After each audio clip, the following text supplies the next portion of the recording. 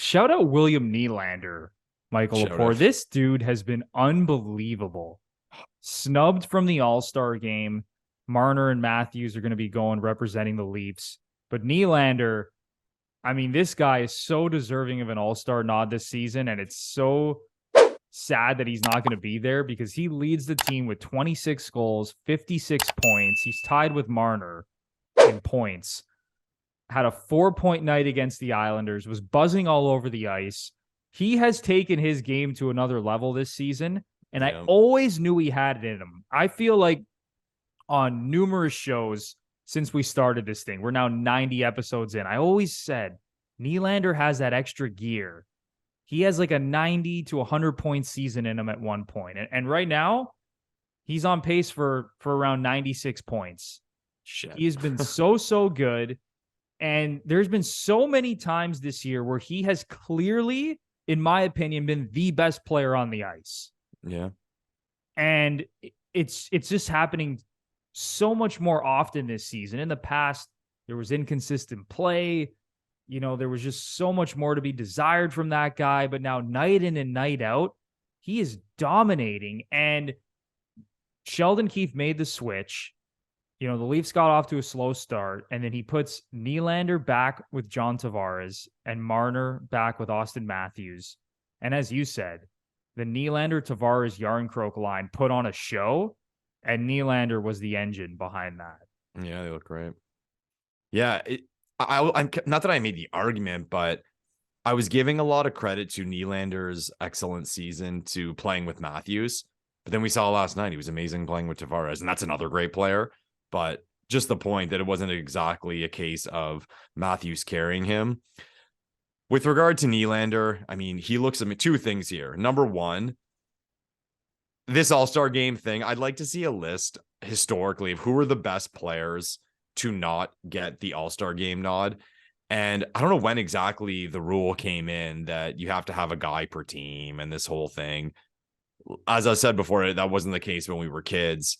But I'd like to see a list since that was implemented of guys who were snubbed and the kind of numbers that they were putting up when they were snubbed, because this guy's on pace for like 45 goals. He's on pace for like 100 points. It's craziness. Like, you want to see the best players there. It's an absolute joke that he's not there. I don't necessarily completely disagree with the idea that there should be one guy from each team, but maybe have some sort of exception where if there's a team where really absolutely nobody deserves to be there, that they slide someone else in. To me, I think they can have that rule. It just has to be less formal. Just kind of have the thing that, yeah, you get at least one guy from every team, but nothing cemented. So you avoid situations like this. And let's face it, fans will want to see William Nylander playing that game. If I was buying a ticket and paying big money, I want to see the best players.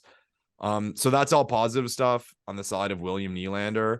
But on the negative side, and if Maple Leafs fans are being completely honest here, deep down in our guts, because we're always full of fear, what are we thinking? This guy looks like he's playing himself off the Toronto Maple Leafs in 2 years, because the numbers he's putting up, how good he looks, him and his agent know that if he hits free agency, he is going to get a briefcase thrown at his face. And I don't know if it's going to be a number that the Leafs can match based on how their books look like and the type of money they have spread over the other talent on the roster.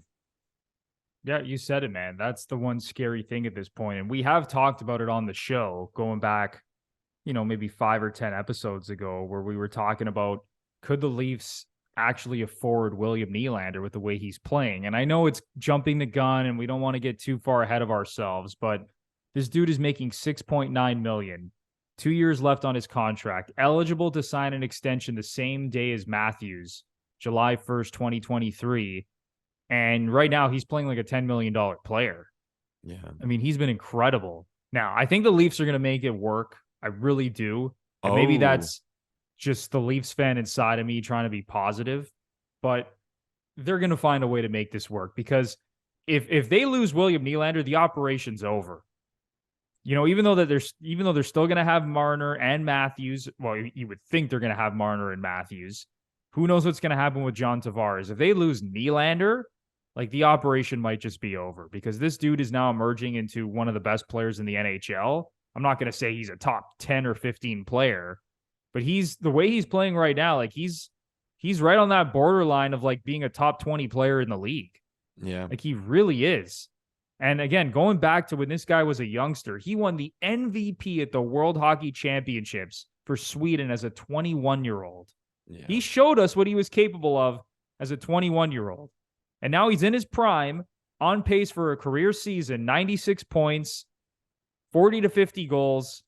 The dude is a star player right now, and the Leafs got to do everything in their power to keep this guy around long term. The timing sucks because had it been a case where it was Tavares expiring next year rather than the year after and Nylander the year after, we would just kind of think that, okay, well, Tavares is going to take a pay cut. I don't think it's a hot take to say that John Tavares will continue as a Toronto Maple Leaf. And I think we could all agree, Leafs lover, Leafs hater, that he's not going to be making $11 million a year on his next contract. So if that was the timing where Tavares was going into his next contract making less money, you could just have Nylander fill in that gap with his raise. But it sucks that you have Nylander up and then Tavares a year later, because, I mean, you're going to have to wait that year to free up that money, and you can't just give him the moon and then wait a year. There's a cap.